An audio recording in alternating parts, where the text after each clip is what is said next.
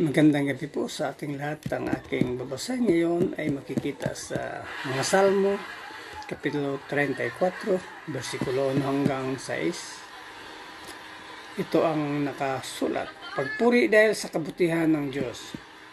Sa lahat ng pagkataon, si Yahweh aking pupurihin. Pagpupuri ko sa Kanya, hindi ko patigilin. Aking pupurihin Kanyang mga gawa. Kayong naapi, makinig, matuwa. Ang kadakilaan niya ay ihayag, at ang ngalan niya ay purihin ng lahat. Ang aking dalangin dininig ng Diyos. Inalis niya sa akin ang lahat kong takot. Nagalak ang aping umaasa sa Kanya, pagkat di nabigo ang pag-asa nila. Tumatawag sa Diyos ang walang pag-asa. Sila'y iniligtas sa hirap at dosa. Yan lang po, maraming salamat. Purihin ang Panginoon. God bless. Isang mapayapang gabi po sa ating lahat. Ngayon po ay nasa 34 na kabanata sa aklat pa rin po ng mga awit. Sa talata 7 hanggang 10, ito po ang nakasaad. Ang herang siyang bantay sa may takot sa Diyos, sa mga panganib sila'y kinukubkob. Tingnan mo at dasapin ang kabutihan ni Yahuwah, mapalit ang mga taong nananalig sa Kanya. Matakot kay Yahuwah, kayo na Kanyang bayan, nang makamtan ninyo ang lahat ng bagay. Kahit mga leon ay nagugutom din, sila'y nagkukulang sa hustong pagkain. Ngunit ang sinumang kay Yahuwah ay sumunod, mabubuting bagay sa kanya ay di maudlot. Ito po ang nakasaad sa banal na kasulatan. Lagi magpuri at magpasalamat sa Ama lumikha. Amin. Magandang gabi po sa ating lahat. Ang babasahin ko po ay mula po sa Salmo chapter 34 verse 11 to 16. Lumapit kayo, kayong gustong matuto sa akin. Pakinggan ninyo ako at tuturuan ko kayo ng pagkatakot sa Panginoon.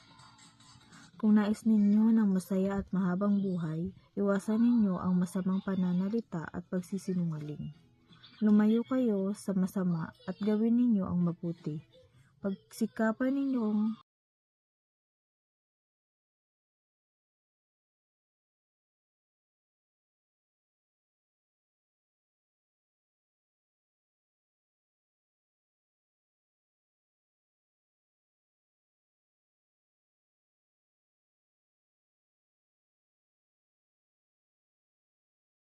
Good afternoon po. Ang aking Bible verse for today is from the book of Psalms, chapter 34, verses 17 to 19.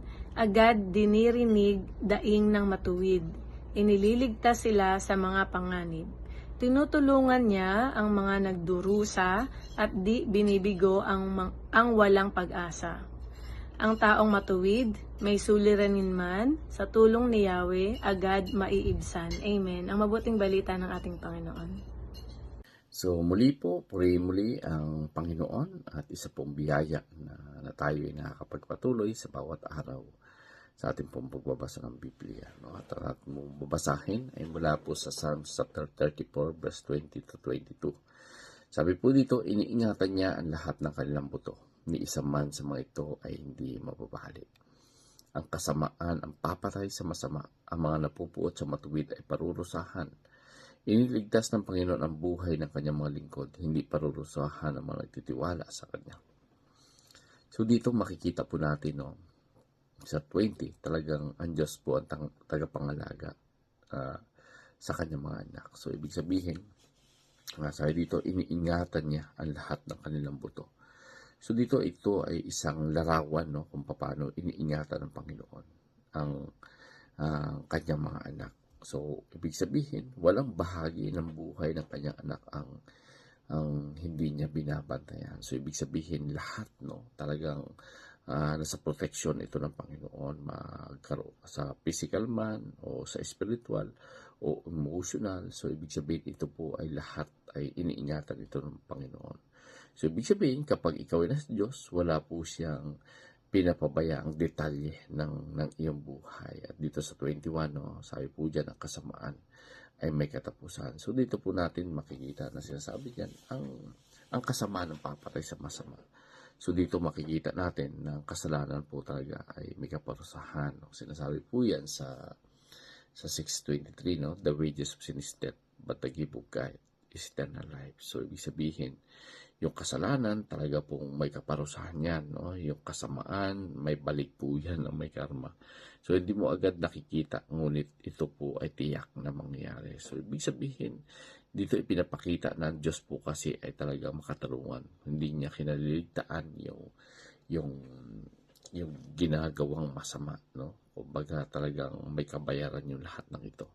So dito sa 22 ay makikita din natin dyan yung nagtitiwala po sa Diyos ay tunay ngang hindi siya mapapahamak sapagkat iniligtas ng Panginoon yung buhay ng kanyang mga lingkod, no? Talagang kapag nang kay Lord ka, andyan po yung may proteksyon, may kapatawaran, at may pag-asa. So ibig sabihin, ang tunay po na kaligtasan ay para sa mga taong nagtitiwala sa Panginoon. So ibig sabihin, lahat ng tumanggap, sumampalataya, ito po ay bunga ng pagtitiwala sa Panginoon, sa ginawa ng Panginoon sa krus ng Kalbaryo. So muli po, purihin ang Panginoon, and God bless everyone.